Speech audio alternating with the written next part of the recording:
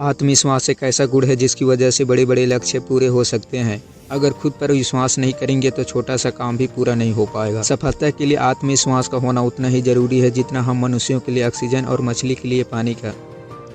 बिना आत्मविश्वास के सफलता के रास्ते पर चलना असंभव है। आत्मविश्वास एक ऐसी ऊर्जा है जो सफलता के राह में आने वाली हर मुश्किलों से मुकाबला करने के लिए व्यक्ति में साहस और हिम्मत आता है। सफलता का जो रास्ता है वो आसान नहीं है। आत्मविश्वास ही हमें हिम्मत, साहस और आगे बढ़ने के लिए उत्साह देता है। कई बार होता क्या है कि हम आत्मविश्वास के अभाव में हम प्रयास करने से कतराते हैं, जिम्मेदारी लेने से बचते हैं, घबराते हैं, डरते हैं। लेकिन ऐसा करके हम सीखने के अवसर खो देते हैं, विकसित होने के अवसर खो देते हैं। आगे बढ़ने की हमारी सारी संभावनाएं दम तोड़ देती है। गलती किए बिना सीखना असंभव है। गलतियां किए बिना कोई भी व्यक्ति महान काम नहीं कर सकता। गलतियां से सीख लेकर ही बड़ी कामयाबी हासिल की जा सकती है। गलतियां करना तो अक्सर सीखने की प्रक्रिया का हिस्सा होता है।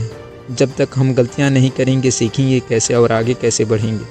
इस दुनिया में कोई भी इंसान ऊपर से सीख कर नहीं आता, वे सब इसी धरती पर आकर ही सीखते हैं। गलतियां करना बुरी बात नहीं है, पर उसे सीख लेकर फिर से कोशिश न करना सबसे बुरी बात है।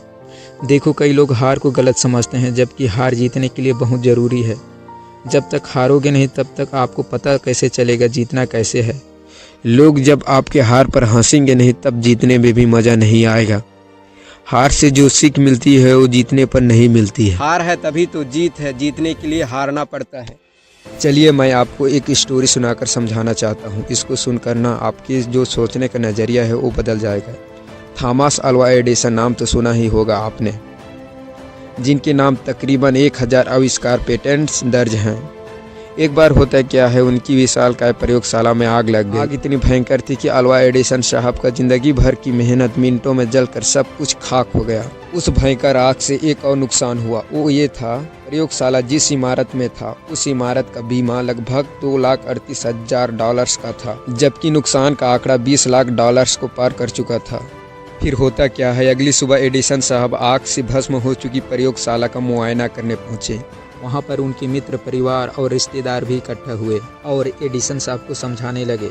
उन सबको डर था कि कहीं थॉमस अल्वा एडिसन इस महाविनाश से टूट न जाए। एडिसन साहब इस बात को समझ गए और वहां पर एकत्रित हुए लोगों से बोले, देखिए, यह विनाश असल में एक दुखदायी घटना है जो इस इमारत और प्रयोगशाला के साथ साथ हमारी सारी गलतियां भी जलकर भस्म हो गई हैं। शुक्रिया अदा कीजिए उस ईश्वर का जिसने हमें एक नई सिरे से नई शुरुआत करने का अवसर दिया है।